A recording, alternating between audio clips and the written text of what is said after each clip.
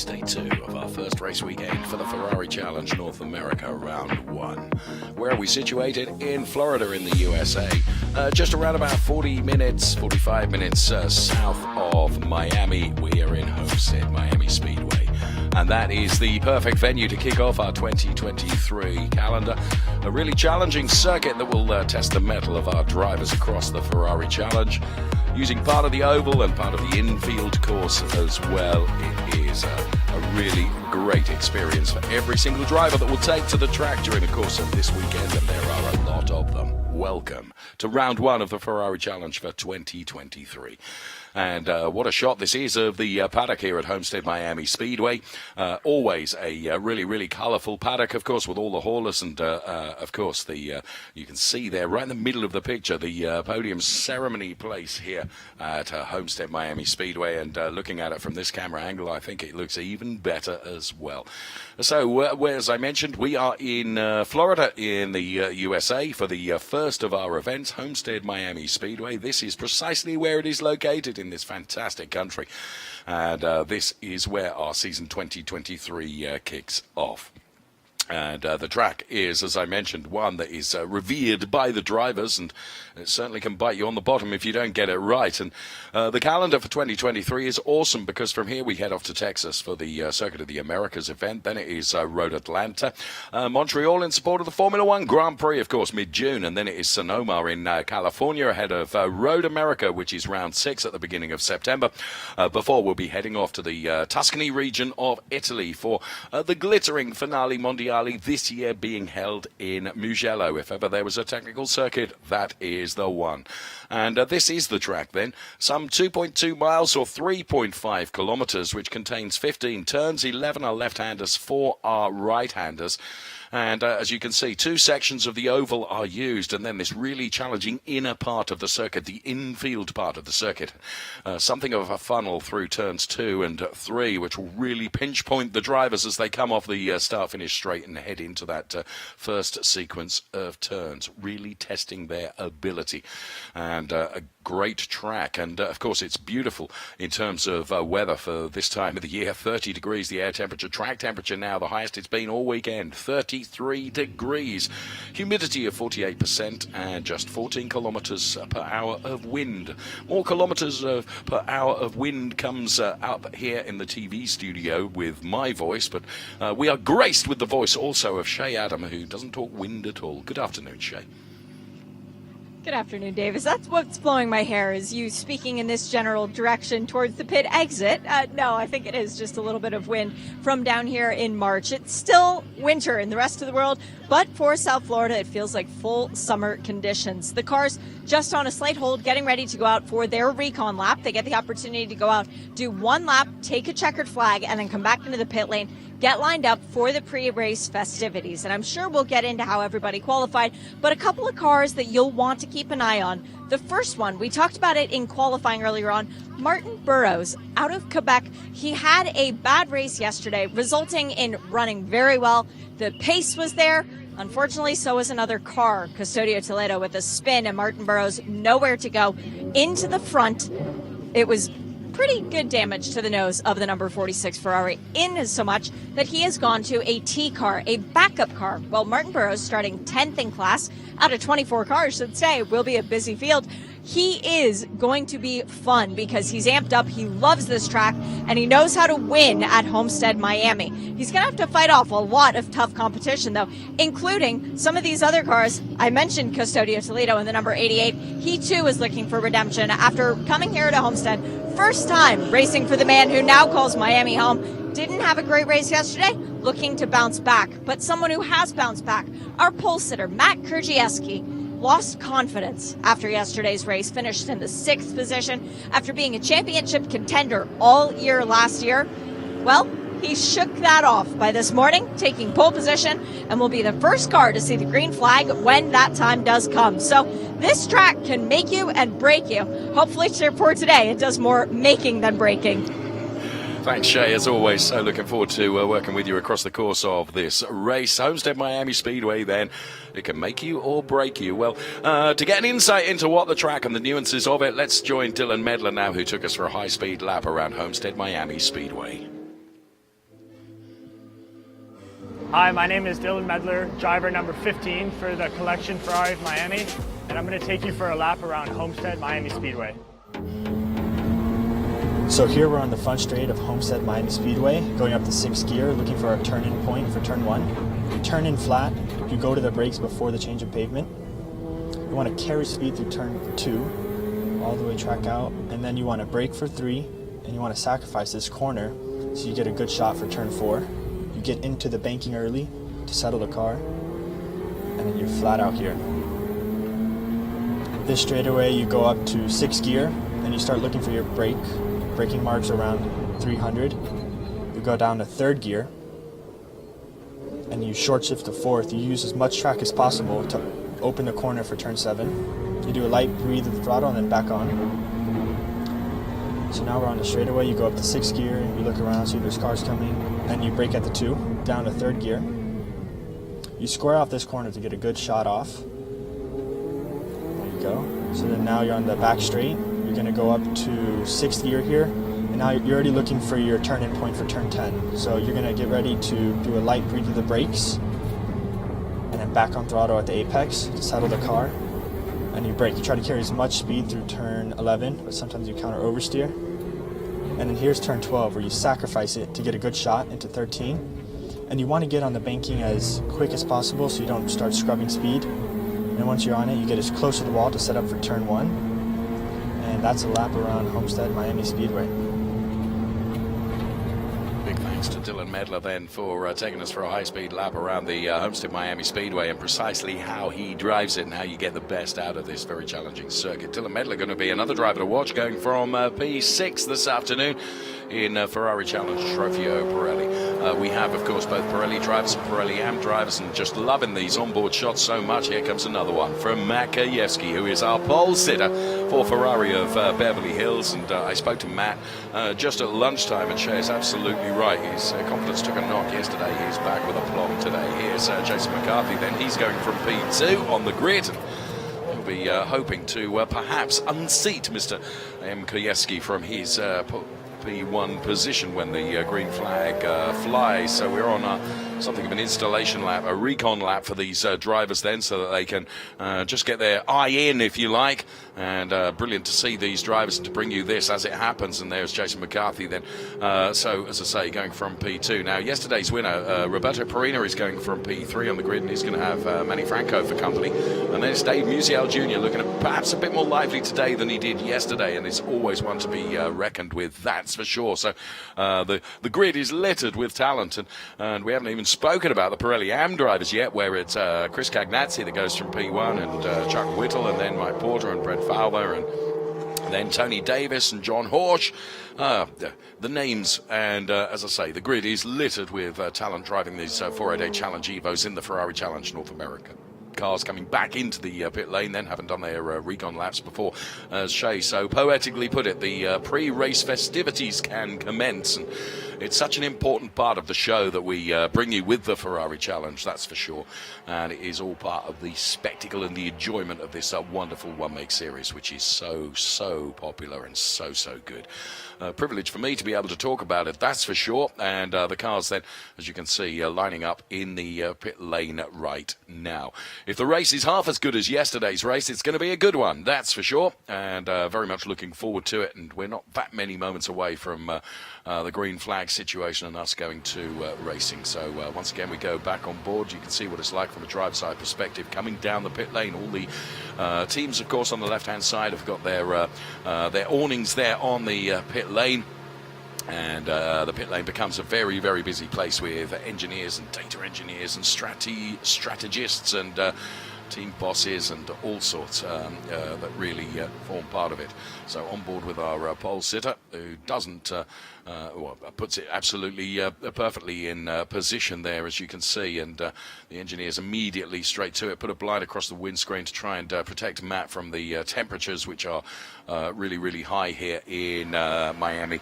And that's what it looks like when all of a sudden the lights are turned off. and the blind is put across the windscreen. This is I love this shot, because you can see there, or you could see there, in the middle of the shot, there it is, just above that engineer's hand is the rear view screen. These cars have got a safety bulkhead right behind them, so they don't have rear view mirrors inside the car. They actually have a screen that cameras at the back of the car project the image up onto the screen so that the drivers can see what's behind them. And every single driver that I've spoken to said it's so much better than a rear view mirror. It gives you so much more dynamic in terms of what's happening behind you, which of course is critical. Of course, when the 488 Challenge Evo was designed, lots and lots of racing drivers had their input into the car to make it the best possible racing car, with so much safety integral to the design of the car. And I haven't yet met anyone that has not absolutely fallen in love with driving this wonderful car, such a successful car, the 488 Challenge Evo. So there we can see the number 15 car of Dylan Medler, who very kindly took us for a lap around this circuit. He's parking up behind the car of Manny Franco, who drives for Ferrari Lake Forest, who of course was on the podium yesterday, P3. And Dylan Medler finished the race P4, so just off the podium. Will he be able to go one step better at least today and find himself in a podium position? Possibly so. You certainly wouldn't bet against it. So lots of potential, and of course the potential can only be realised when the cars are running. Shay, it's over to you. For the last time this weekend, drivers, start your Ferrari engines. Delivered with style and panache, as the 488 Challenge Evo power plants will roar into life then, and these drivers get ready to go racing. Absolutely fantastic. Matt Kojewski and Jason McCarthy then going to be on the front row for our Trofeo Pirelli drivers. For the AM drivers, it's going to be Chris Cagnazzi and Chuck Whittle. And there we can go on board with our pole sitter, Matt Kojewski then. And there you can see just how much detail there is on the rear view screen that I was talking about just a few moments ago. Absolutely brilliant. Really good. Just one of the features of these 488 Challenge Evo cars then. And there the cars are about to leave the pit lane assembly area. The Richard Mille safety car will lead the cars away. It's always a rolling start in the Ferrari Challenge, so the safety car will peel off into the pit lane. It will then be the responsibility of Matt Kojewski and Jason McCarthy to control the pace of the rolling start as they head towards the green flag. And then everyone hammering into turns 1 and 2 and 3. And here we go. The cars are off on their formation lap right now. So from the left-hand side to the right-hand side, you can see all these 488 Challenge Evo cars powering down the pit lane, the mix of Pirelli and Pirelli AM drivers. We are just minutes away from the race getting underway.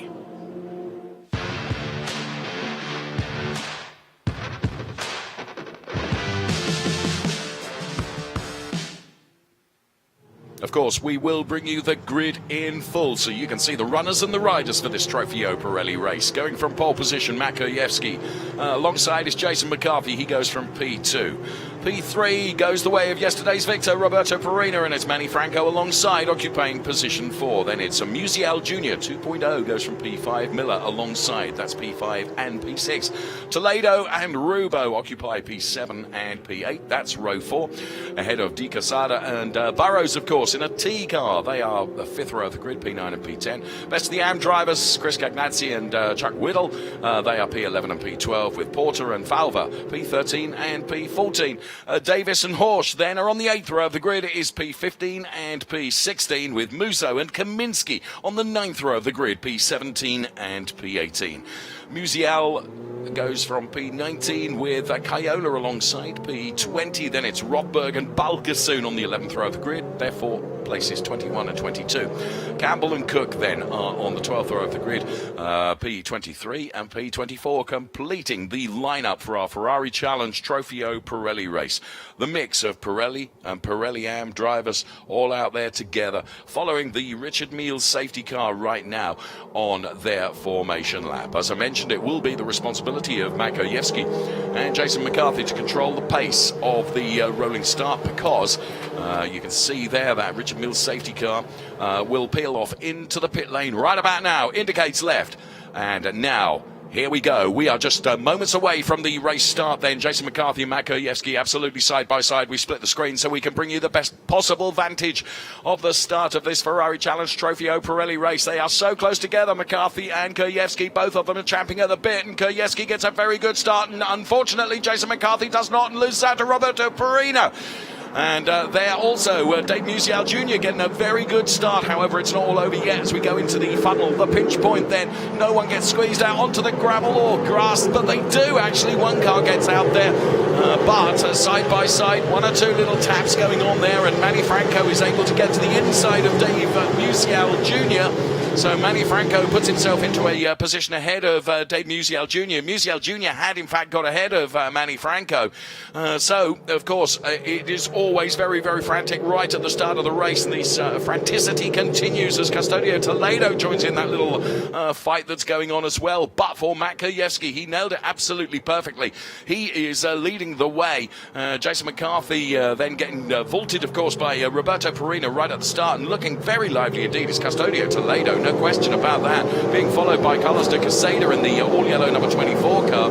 So, to the infield section they go, and now back onto the banking on the back straight here at the Homestead-Miami Speedway, as the cars are unleashed the power of these 488 Challenge Evos down the back straight. Here we go, 1, 2, and even 3 abreast. A great overtake coming there. We just caught the back end of that as we were watching John Horsch in the all-black car go through this turn. And there you can see just how lively it is very, very early on. There's Mark Musso in the number 13 car, and then right behind Mark Musso is the number 9 car of Alfred Caiola. And Alfred Caiola is in this real ding-dong battle with the number 66 car of Brad Falva. So this is a very, very exciting going on as they are side by side going into the first sequence of turns now as they complete the first lap here at Homestead-Miami Speedway. There is the up-to-date order on the left-hand side of your screen. It was a great start from Chris Cagnazzi, a great start too from Matt Kurjewski. Here's the top 3 in each of the classes: Kurjewski, Perino and McCarthy for Trofeo Pirelli. For Pirelli Am, Cagnazzi, who's got the advantage of having Joe Rubo and Martin Burrows behind him and therefore protecting him from Tony Davis, who had a brilliant start along with John Horsch as well. So that's the way it looks at the moment. Let's ride on board here with Jason McCarthy, who needs to make good on the promise that we know he has. So Jason McCarthy really closing in on the back of Roberto Perino here. Matt Kurjewski really needing to get up the road as quickly as he possibly can. The gap between P1 and P2 just 4/10 at the moment, so nothing to write home about yet. But of course, now the temperature in the tyres should be up to temperature, up to their optimum. And you can see Roberto Perino is not able to really challenge Matt Kurjewski at the moment. Why? Because he's defending from this man that we're on board with here, Jason McCarthy. After saying that, Matt Kurjewski losing a little bit of time through the infield section of the track there. And I think a couple of the bollards have gone over now. Bear that in mind, because that could be critical come the end of the race, because whoever has boshed bollards will be in trouble. Now, just seeing from the timing screen in front of me that Roberto Perino is actually leading the race, and that Matt Kurjewski is in all sorts of trouble and is dropping down the order. I hope that's not a transponder problem with the... It is a transponder problem. I thought it was Matt Kurjewski. I'd have got my colours really, really wrong if not. So it is Matt Kurjewski that is leading from Roberto Perino in the all-red car there. You can see in P2, then Jason McCarthy. But Matt Kurjewski is not able to really break away from these two sufficiently yet. Okay, we are only in the first 3.5 minutes of this race. Those three are breaking away a little bit from Manny Franco. Then it's Dave Musial Jr. That you can see there, and Custodio Toledo. So the graphics on the left-hand side of your screen are inaccurate at the moment. Roberto Perino is not leading. It is indeed Matt Kurjewski, but he's got something of a transponder issue, which is meaning that our graphics are getting and awarding the wrong positions at the moment, just across the Trofeo Pirelli. Here's Christopher Cagnazzi then for Trofeo Pirelli Am for Ferrari of Long Island, who is leading. And he's got Joe Rubo and Martin Burrows. Martin Burrows, of course, in a T car. He's right behind, or they are right behind, protecting Chris Cagnazzi a little bit from John Horsch and Tony Davis, who are running P2 and P3 in class, but the number 15 car that you can see there, is that the car of one Mr. Dylan Medler, who of course gave us our onboard lap earlier on today. So brilliant stuff. Perina then steadfast in that P2 position, trying to chase down, but we're watching the gap between Cagnazzi and Horsch, and as you can see, it's 1.4 seconds. There is the number 46 with the T alongside it, getting very sideways there. That's Martin Burrows in that T car, chasing down the number 28 car of Joe Rubo. And Joe Rubo and Martin Burrows having something of a fight there for the P8 and P9 position, which at the moment Joe Rubo is able to show a clean pair of heels to the driver of the T car, Martin Burrows, for the moment. Now, here is our race leader, car number 21, under threat from Roberto Perina. Perina takes a wide line. That, of course, opens the door potentially to Jason McCarthy. So it is... the leader is Matt Kojewski, then it is Roberto Perino, then it is Jason McCarthy, and, we will see how this develops, but for the moment, Matt Kojewski's rear-view screen is absolutely full of the Roberto Perina car, who means business. He would love to make it 2 out of 2 this weekend, and there is no question about it. Kojewski is under pressure here. Now, is he going to be able to soak up the pressure nicely as he takes the bump as they rejoin the banking on the start-finish straight here? Now, one of the best opportunities for overtaking is trying to dive to the inside, but I don't think Roberto Perina was close enough to be able to do it there. We ride on board right now with Jason McCarthy. No, this says we're riding on board with Matt Kojewski, and I don't think we are, because this is Jason McCarthy. You could see there how Roberto Perina was just trying to get to the inside, and we could see that through the windscreen of Jason McCarthy's car. He was trying to get to the inside of Matt Kojewski, but it wasn't going to happen. So Kojewski is really under pressure here. Now, we know what a great driver Matt Kojewski is, but what a great driver Roberto Perina is too. And, of course, Jason McCarthy, what he's doing, if I may be so bold, I think his strategy is, I'm just going to rub my hands with invisible soap and let these two have a fight and be ready to pick up the pieces between these two. Let them do the hard work. I'm keeping crystal clear and smooth here in my track trajectory, and I'm going to be able to take advantage of that, and I'm going to let these two have their battle on their own. Maybe that's his strategy. Maybe I am completely wrong. Certainly wouldn't be the first time. So Matt Kojewski carrying as much speed as he dares, and for the moment is able to just gap himself from Roberto Perina. So Matt Kojewski then really throwing the cars through that chicane. Great to watch, and there you can see as they take the bumps. Now, those are the bollards that you can see have been Bosch there. Now, if you manage to make contact with one of those bollards, Todd Schneider, our race director, was saying basically that's a virtual wall. If you take one of those bollards out, you're going to get a 5-second time penalty. So do bear that in mind when it comes to the end of the race. We may see some penalties awarded as a consequence of making contact with one of those bollards on the exit of turn 15, where you come back onto the banking. Once again, now Roberto Perina really lines up Matt Kojewski having to make the car as wide as possible and continue to be as quick as he possibly can. I would say of the two that at the moment the quicker car of the two, I would suggest, is Roberto Perina, but it's all very well having a quicker car. You've got to find a way by the car that's in front of you, and at the moment Matt Kojewski is not making any mistakes whatsoever, which is what Roberto Perina needs. He needs just a momentary lapse of concentration from Matt Kojewski, which would be enough for him to pounce and go through. Well, at the moment, that ain't happening. The top three are Kojewski, Perina, and McCarthy. When it comes to the AM drivers, it's Cagnazzi from Davis, from Horsch. They are the top three in Trofeo Pirelli AM, but you can't look away from this fight that's going on here for P1 in the race overall and in Trofeo Pirelli. It is absolutely compelling. Let's ride on board right now and see what it's like from a driver's side perspective to have that pressure breathing down your neck all the time. Because that's exactly what Matt Kojewski is having to soak up here. Not only is he having to be as quick as possible, but he's having to try and not look at that rear-view screen. Just focus on nailing every apex of every turn that he possibly can to get as much out of the car as he can and let what's going on behind go on behind.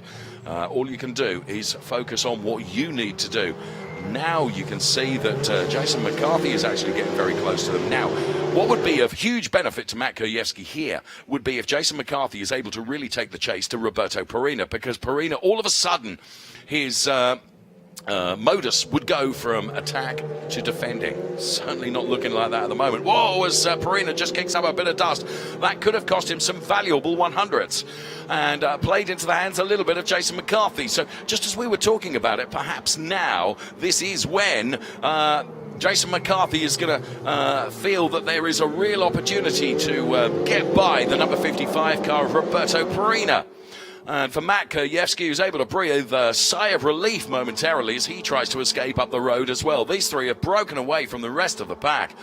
Absolutely brilliant driving from all of them. They're soaking up the pressure, and not only that, putting in consistently really, really quick times too. First third of the race is done as we reach 19 and 3/4 minutes of the race remaining. That's how close they get, and how close Jason McCarthy is getting now.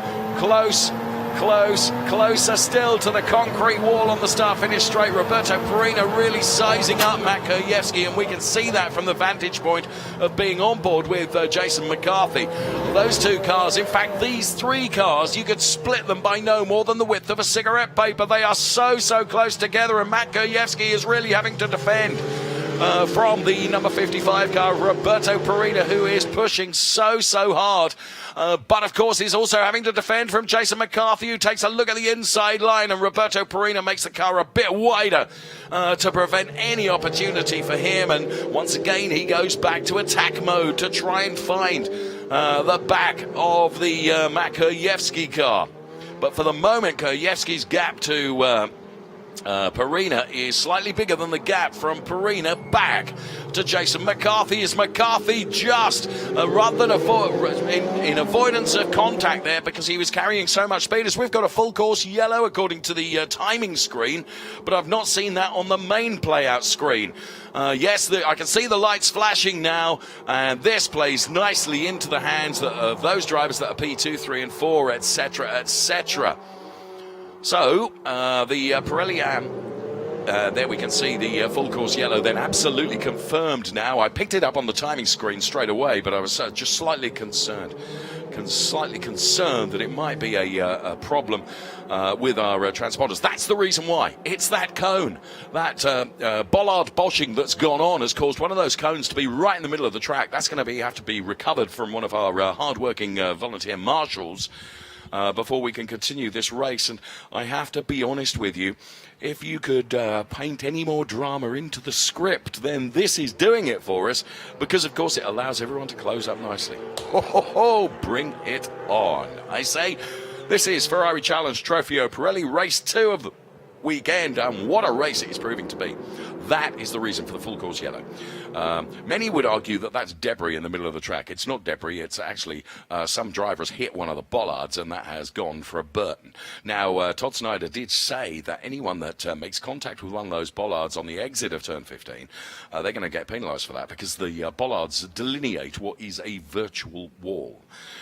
So, and actually, as Shay was telling us earlier on, Manny Franco brought up a very good point, which is, well, hang on a minute. If one of the bollards gets hit by somebody else, and then we hit it because it's in the middle of the track, what happens then?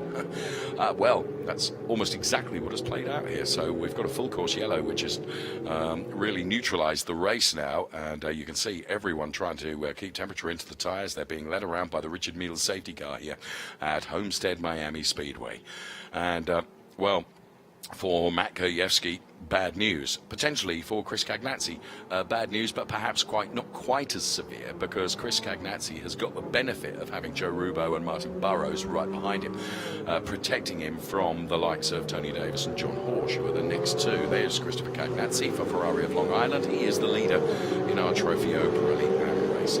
So we're about a minute and a half away from being half distance, and we are in a full course yellow. Now, Joe Rubo currently running in P8. Let's join Shay Adam down in the pit lane for us. Joe, who's having a quiet weekend, it needs to be said. But part of that comes because his fan club, who normally comes to the track with him, is not here this weekend. His wife, Ashley, and his daughter, Danielle, are at home taking care of Ashley's father, Brado. Hello, Brado, who's recovering from a quadruple bypass surgery. So we are looking forward to getting the entire Rubo family back to the track. But in the meantime, Joe still has his little angel on high, his spotter, Ryan Eversley, coaching him this weekend and keeping him safe up from above you, Dave, in the spotter stand. I'm happy to respond. Although I'm not up there, I can do a little bit of spotting. The cones have both been picked up and taken away by the Ford F-150, meaning that this will be our last lap behind the safety car. And indeed, race control has just called, lights are out. We're going to go back to green. Oh, here we go. Thanks so much, Shay, and best wishes, of course, to the Rubo fan club, and looking forward to seeing you back in the paddock very, very soon.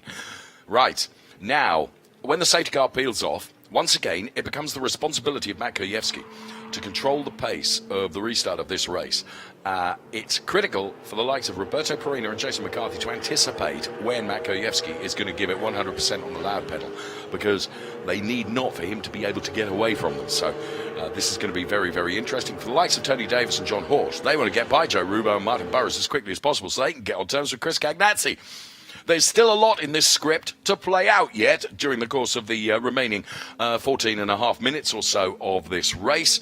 It's going to be about 14 minutes of racing by the time the safety car is peeled off and we go back to the greens, perhaps a bit less than that, actually. One thing is for sure, in terms of just delivering yet further excitement, a full course yellow has done that as we look at John Horsch in the all-black number 67 car. He's one of those drivers that would benefit the most from he and Tony Davis being able to get by Martin Burrows and Joe Rubo, who are, of course, in a different class, a different category. Don't think that's going to be happening necessarily. This is Mark Musso, who's currently running P5 in class. Now, do bear in mind that Mark Musso, of course, was on the top step of the podium yesterday, so he'll be looking to use this full course yellow and safety car period as something of a fillip to try and get further up the order. So we're about to go from the full course yellow back to greens just as soon as Matt Kujewski, who now controls the pace of this because the safety car has disappeared up the road, and you can see how Roberto Perina is really trying to anticipate when Matt Kujewski is going to give it everything on the gas pedal, because that's what he needs to do, is try and anticipate that. We split the screen, and I think Matt Kujewski has done a very good job here because he's put a couple of car lengths between himself and Roberto Perina and Jason McCarthy as we go back to racing once again. This is the Ferrari Challenge Trofeo Pirelli North America Race 2 of the first round of the weekend, the first round of the season, I should say. It's race 2 of the weekend, and following that full course yellow, we are back to racing once again. And who is going to be victorious when it comes to Ferrari Challenge Trofeo Pirelli, and indeed Trofeo Pirelli Am, come the end of the remaining 13 minutes of this race. So you can see there that all of a sudden under real pressure is Roberto Perina from Jason McCarthy, who's got really, really close to him. There's Dave Musial in the number 31 car. That's Dave Musial 2.0, who is running in P5 at the moment. So here's Matt Kujewski. As you can see, he's got a couple of car lengths over Roberto Perina. Matt Kujewski leading the way from Perina, from McCarthy, and that's the way it looks at the moment, but anything can happen, and probably will, in the next 12 and a half minutes. So the order you can see on the left-hand side of your screen has now been corrected with that faulty transponder on the Matt Kujewski car.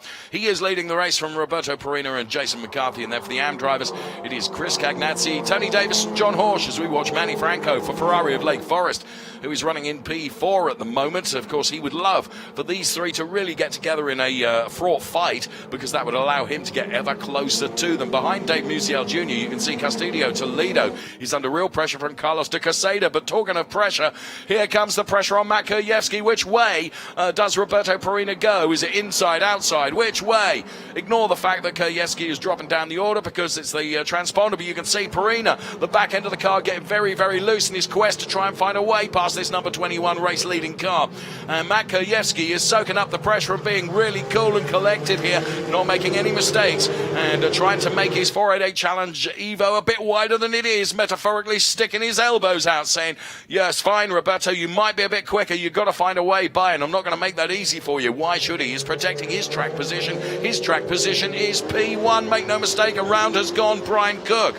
but Brian Cook is able to get the car into a position of safety. Thankfully, the Ferrari of Seattle driver has gone around, and he was running P20 in the race overall, and that was P10 within classes. Whoa, very sideways there from Jason McCarthy. That plays into the hands of Manny Franco, who's able to get a bit closer now to Jason McCarthy. Now, you may recall, if you watched our qualifying program, and I so hope you did, that because of the temperatures that we've got here and the abrasion of the tarmac, that tyre longevity is going to be oh so important come the end of the race. And I wonder if we're just beginning to see those that have pushed really hard across both qualifying and the race, whether the grip is just beginning to go away from them. We've seen a couple of sideways moments from Roberto Perina. Matt Kurjewski, paradoxically, has been super smooth and really holding on to the car very, very well and not stressing it too much. He's, I think, driving very, very well here, and you can see there that Perina just runs a bit wider. I think Matt Kurjewski has perhaps got the rubber underneath him, more so maybe than Roberto Perina. We will see. There you can see there is just 4/10 between them in this battle for P1. Of course, Jason McCarthy was right with them, but a moment for Jason McCarthy means that Manny Franco is right by him now, and Dave Musial Jr. is certainly not out of this, nor is Carlos de Casado, who's got by Custodio Toledo. You can see the all-yellow 24 car now is ahead of Custodio Toledo. So into the final 10 minutes of this race. The top two have broken away from the rest of the pack a little bit, advantaged, of course, by the sideways moment from Jason McCarthy.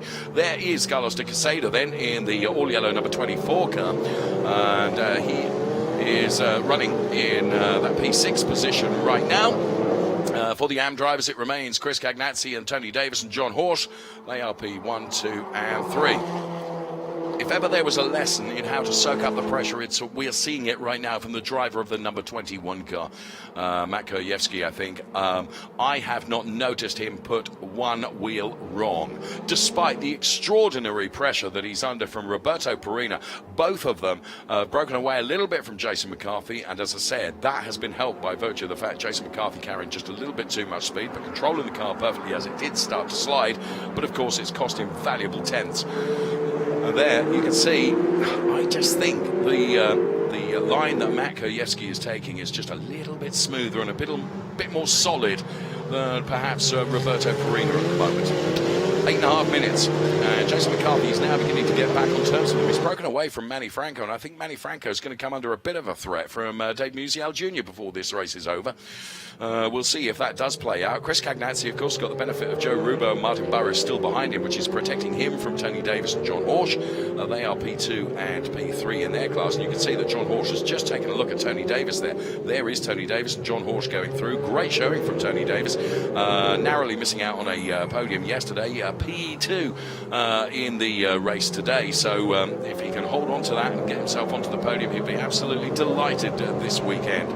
But you can see that John Horsch is certainly taking a look here. Tony Davis finishing P4 yesterday. Mark Musso, you can see there, finished on the top step of the podium. You can see just one or two more cars where the back end is stepping out a little bit because of the grip becoming at a premium now towards the end of this race. 7.5 minutes remaining. There is Tony Davis, super smooth, and got everything seemingly completely under control, despite the pressure from John Horsch, which is not as intense now as it was just a lap or so ago. But it does being kicked up there, whether someone has gone off or just picked up a little bit of dust from one of the curves there. So we watch the Tony Davis car, and here comes John Horsch closing now. But again, he may even be quicker than Tony Davis. Not necessarily so, but he might be. But he's got to find a way by, and that is not easy. This technical infield part of this Homestead-Miami Speedway circuit means that, overtaking, you've got to be bold and brave and have really big courage. That's what I'm going to say. There is Roberto Perina, who continues to fight. And here you can see Jason McCarthy really pushing hard as well as we ride on board. And you can see just all the drivers are just, their lines are not quite as precise as they have been, and that is down to tyre degradation, of course. Those tyres have worked so hard across qualifying and indeed the race as well. And this is brilliant to ride on board to see exactly what it is like as you get oh so close to that concrete wall at Homestead. Speedway here, and then dive back onto the infield section. Carry a lot of speed here. It's now where you've got this heavy braking for this turn.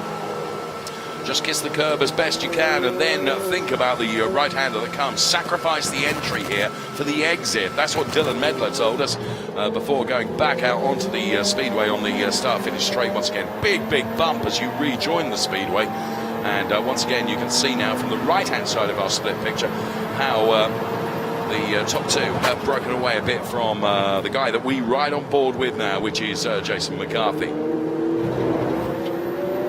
So Matt Kurjewski, as I said earlier on, really soaking this up nicely, and you can see almost how frustrated Roberto Perina is getting behind. He feels that he's got the pace, but he's just not able to find a way past Matt Kurjewski. Mark Musso goes for a slide through the grass and the dust.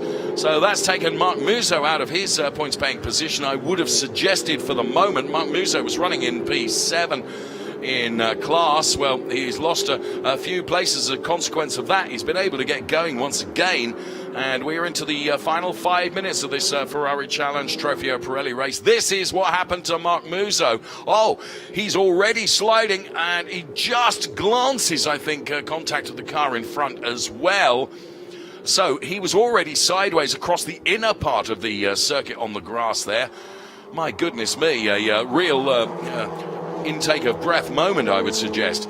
Matt Kurjewski, P1. Roberto Perina, P2. Jason McCarthy, P3. Here is Perina then, continuing to really push the Ferrari Beverly Hills driver Matt Kurjewski, and now Jason McCarthy's back into it as well, because they know they're running out of time now. Just 4.5 minutes remaining of this race.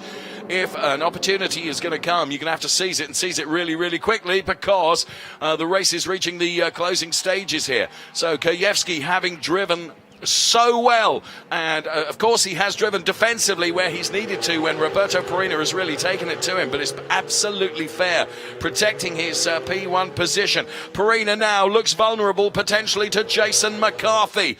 So all of a sudden, Perina cannot attack as much as he would like, because he's having to defend and protect his P2 position. And Manny Franco is just waiting. In case anything should happen awry ahead of him, he'll be prepared to pick up the pieces. So we ride on board with Jason McCarthy now. This is the fight that's going on in Trofeo Pirelli, and what a race it is. Punctuated by various bits of drama during the course of the race. Oh, dive into the inside, Jason McCarthy now. Roberto Perina's on the outside, but Perina is able to carry more momentum as they go onto the back straightaway now. Wow, it was a bold move by Jason McCarthy, but it was never really on, because you lose so much speed going for the inside line, and that's precisely what happened. Now, is that potentially an opportunity gone? Because now what he's got to try and do is get back on terms with both of these cars. You can see that I think the Roberto Perina car is sliding around quite a bit, and he's having to try and control that. And there's Manny Franco. And Manny Franco, of course, was on the podium yesterday and would like to be on the podium again today. What's preventing him from that? Well, it is the Jason McCarthy car ahead of him.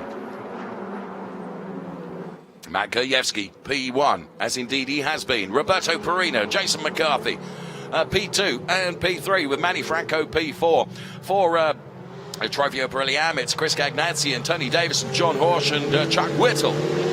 Brilliant driving from all of our Trofeo Pirelli drivers, whether Pirelli or Am. I have to say, it's been an awesome race, and we've still got 2 minutes and 20 seconds of it still to come.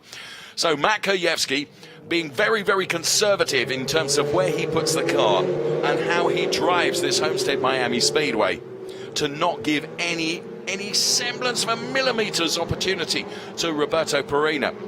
And there you can see the evolution over the last 3 laps in terms of the times from Matt Kurjewski and also Roberto Perina, and what the gap is between P1 and P2 and P3 and P4. And there you can see the back end of Manny Franco's car just sliding a bit onto the back straight. There you go again. So we're going to have the remainder of this lap plus one more lap. That's my prediction, because when they cross the timing line, there's just going to be enough time for one more lap. One more lap for Matt Krajewski to hold on to this. One more lap, potentially, for Roberto Perina to find a way by the Matt Krajewski car. So, through the infield section they come. Then Manny Franco to the inside of Jason McCarthy. And regrettably, that did not work at all. Jason McCarthy just held onto the steering wheel. There's the white flag flying to say we are on the last lap. That was big advantage then to Dave Musial Jr. That pushes him up to P4. So, right now, Mr. Krajewski has got one more lap to defend and defend and defend. Look at Roberto Perina. It's like watching rallycross as he's drifting the car in terms of trying to find a way past Matt Krajewski. What a race this has been between the two of them. Absolutely phenomenal. It's been really fraught, but it's been really fair as well. On the final lap of this Ferrari Challenge Trofeo Pirelli race, it is Krajewski from Perina, from McCarthy, from Dave Musial 2.0, from Carlos de Quesada, then Dylan Medler. So let's keep our eyes on this. You can see under braking the car, the front end of the Roberto Perina car getting very skittish. He avoids any issues at all. They're on the back straight, but of course he's lost valuable time now to Matt Krajewski. I have to say it has been a textbook drive, in my opinion, from Matt Krajewski in how to drive defensively, but keep the pace and keep the speed there. But Perina is not done with this. You just imagine that, Roberto Perina, who has really done everything he possibly could in a completely fair way to try and find his way by Matt Krajewski. It's not going to be. Matt Krajewski takes the win from Roberto Perina, taking P2. And then it is Jason McCarthy that takes P3. Wow, what a race. Now, in terms of the AM drivers, it is going to be Chris Cagnazzi, Brian Davis here. And there you can see also in that mix, Tony Davis, a brilliant drive from Tony Davis. Chris Cagnazzi is going to take the win, and we await the cars to come across the line, and Chuck Whittle just takes Tony Davis for P2. Tony Davis does get a podium, though, richly deserved P3. My goodness me, can somebody pass a throat lozenge? Because what a race that was. Absolutely awesome. My hat is taken off to every one of the drivers because it was brilliant racing. From our Trofeo Pirelli drivers and from our Trofeo Pirelli AM drivers, I will be availing myself of a lie down shortly. This is our race winner, Matt Krajewski, Ferrari Beverly Hills. I have to say I was so impressed with Matt over the Winter Series in Dubai and Abu Dhabi, where he took 3 wins out of 4 race starts. A brilliant driver, and I have to say, hats off to Roberto Perina, who did everything he could, but it just was not enough. Christopher Cagnazzi to take nothing away from our Trofeo Pirelli AM race winner. He did have something of a sheltered existence because he always had a couple of Trofeo Pirelli cars behind him to kind of protect him and look after him, as it were. Wow, what a race. This sets the stall out really rather nicely for the season to come, does it not? It's going to be fantastic in the Ferrari Challenge, that is for sure. So the drivers are all making their way back to the pit lane. And if I think I need to lie down, what on earth do they need? My goodness me. So there is our race winner then, Matt Krajewski. Indicator on. Screen washers on, I should think, to blow some liquid into the cockpit of the car. Oh dear, what a race. Let's bring you the confirmed results then. Matt Krajewski, race winner, ahead of Roberto Perina and Jason McCarthy. Then it was Dave Musial Jr., Carlos de Quesada and Dylan Medler. Now, the best of the AM drivers was Christopher Cagnazzi. He finished P7. Then it was Joe Rubo and Martin Burrows and Custodio Toledo. Then, of course, with regards to bringing up the AM drivers, the final podium places go to Chuck Whittle and Tony Davis. Then it was Michael Porter, John Horsch, Dave Musial, Omar Balkassoum, Brian Kaminsky, and you can see the rest of the order there. Absolutely awesome racing. really, really enjoyable. And Manny Franco looked recovering to be able to at least cross the line. So Matt Kurjewski then is there and in the Parc Ferme already. And of course, as you would expect from the teams and drivers that all races won, he is going to be congratulated by Roberto Amorosi. There is Roberto. He's the man of white shirt there that you can see. Not the first to congratulate, but interestingly, I was talking to Alessandro Balzan, who has been helping Matt Kurjewski as well from a coaching point of view.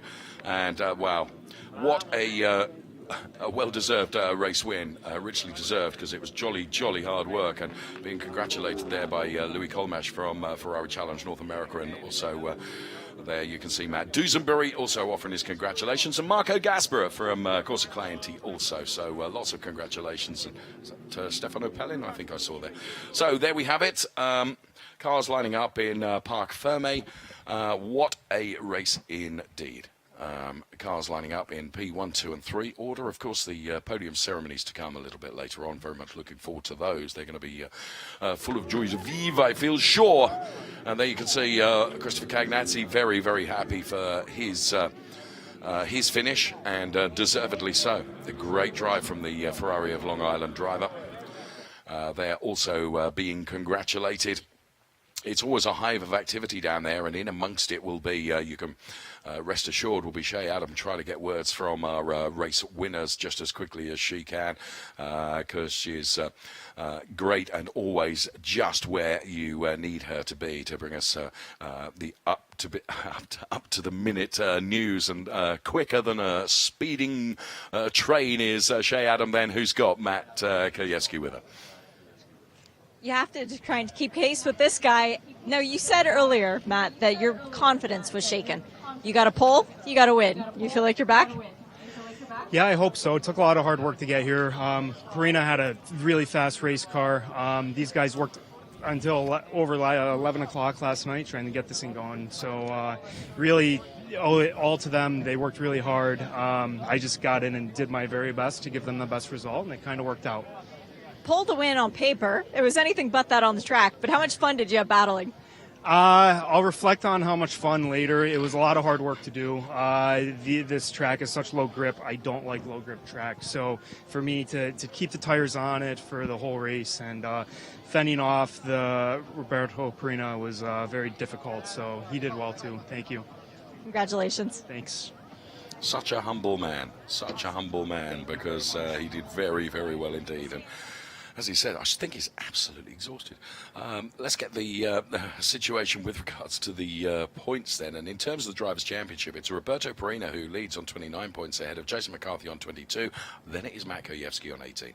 Then Manny Franco, Dylan Medler, Carlos de Quesada, Dave Musial Jr., Joe Rubo, Martin Burrows, and Custodio Toledo. That's the way the points look as we, of course, will head into the next round in the middle of April at the Circuit of the Americas, Austin and Texas. And let's see how Christopher Cagnazzi is feeling with Shea right now.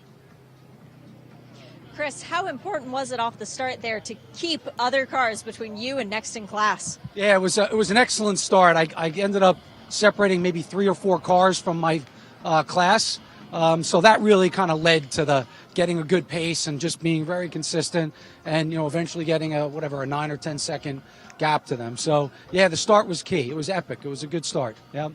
How hard were you still having to push though? You want to know what's interesting was I really managed the tires really carefully. So even towards the end, the rear tires were not that bad. It wasn't. I saw a lot of guys just a lot of slipping and sliding. I just was very gentle, managed the tires. So I felt really confident towards the end. Yeah. Good. I hope you learned a lot going forward in this championship, because now you're firmly in it. I did. It was a lot of fun. Yeah. So thank you very much. Yeah. Thank you. Thanks, Shea. Really interesting to hear Chris Cagnazzi and how he managed the tyres and how critical that was come the end of the race. And I know we were extolling the virtues of tyre management, and that just proves the point, really. To the Drivers' Championship points. And as Shea said, Chris Cagnazzi is right in it because he's P3 in the championship points on 17. Tony Davis is on 19, P2 in the Drivers' Championship. And Chuck Whittle is P1 on 22 points. So 5 points splitting P1, 2 and 3. Then it's Mark Musso, Dave Musial, Michael Porter, John Horsch, Brian Kaminsky, Justin Rothberg, and Omar Balkasoon is currently P10 in the points Then it's Brian Cook, Brad Falver, Ian Campbell, Alfred Kayola, and McCade Wang. That's the way the points look as we head into the next round, which is, as I say, Circuit of the Americas, COTA, which is where the Ferrari Challenge Trofeo Pirelli will next be racing. Well, from Shay Adam and from myself, thank you so much for watching the race. I hope you enjoyed it as much as we did. And, of course, we have podium ceremonies to come. But for now, thank you so much. Bye-bye.